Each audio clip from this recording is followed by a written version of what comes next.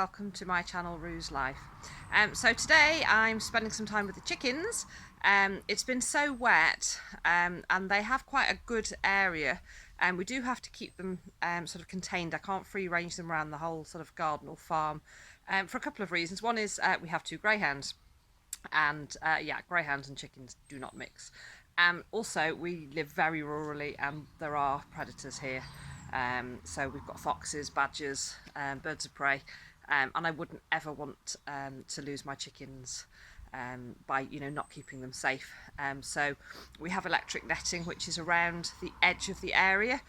Now normally by this time of year we have quite a lot of grass growing through for them, but because it's just been so wet, that hasn't come, but it's dried up over the last couple of days, and I've just spending a little bit of time in there just kind of raking, tidying and organising. So I'll take you across to the chickens and I'll show you what I've been up to. So here we are in the chuck area, and here are some of the chucks. Hello ladies. And you can see that all the way around this area we have electric netting.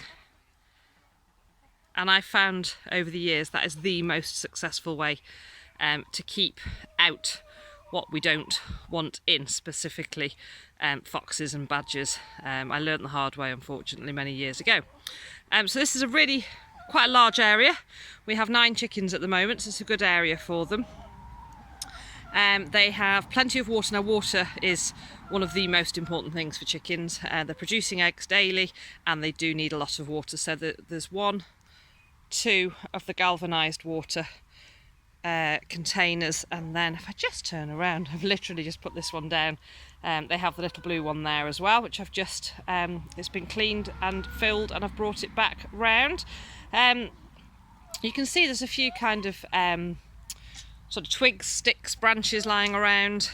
It's really important for chickens that they have, environmental enrichment. Although this is a nice big area for them, they need to be able to sort of get their feet onto things and grip and climb. There's also the little day house here that occasionally we have. I don't know where little Gertrude is. Where is little Gertrude? Here she is. Hi Gertrude. So Gertrude, as you can see, is missing some tail feathers. I mean, she looks fantastic compared to when we brought her home. These are all ex-batteries. But she got bullied for a little while, and I found that she'd actually go and hide away in there. There she goes, she's going to demonstrate beautifully. Thank you, Gertrude. And she could go and sit in there away from the others and they'd leave her alone. And any of the chucks that are just feeling the need to have a little bit of time out away from the others, they can just hop in there. And the others seem to just leave them alone. They don't bully them if they're in there. The pecking order is quite good here. They all have settled down, but whenever you have a flock, occasionally there is a little bit of discord and a little bit of fisticuffs. So I like them to have a little safe place. Hello, who's pecking my feet? So I'll just move you around the area. So this is the main hen house, and I've just put some fresh shavings down in the bottom. They like to have a good old scritchy scratch. I don't know if you can see in the back there, it's all very hollowed out. That's where they like to dust bath, and it's always quite dry under there because obviously if I just move along you can see it's underneath the main hen house, so it's usually quite dry there.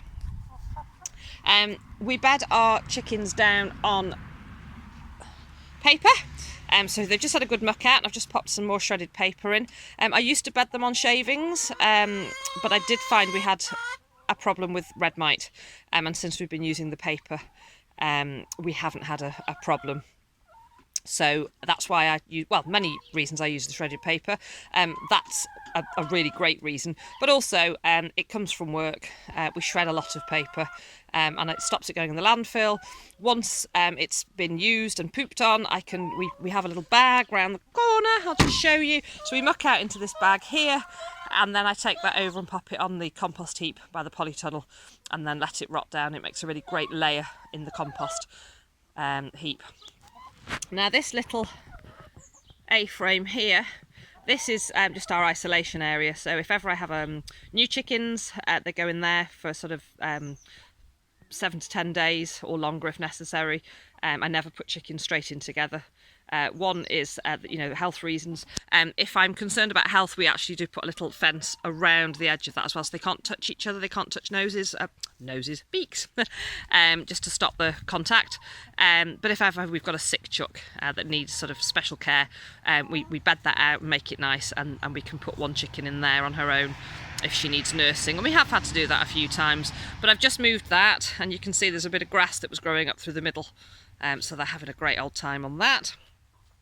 This is starting to get a little bit rotted now, but they love it when we've done freshly cut grass and we put it in here, and they have a good old scratch around. There was quite a mountain in here. You can see they've sort of scratched that all away. And next time we have some fresh grass clippings, we'll throw those in.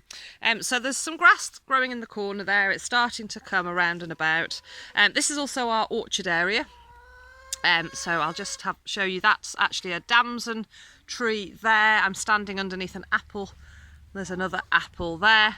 The pear tree is actually outside of the chicken area, but we get a lot of pears from that. So yeah, so it's a little orchard area, a little mini orchard, and our chicken area. I'm really pleased it's starting to dry up. So yeah, that's it really. I just thought I would show you what I've been up to today.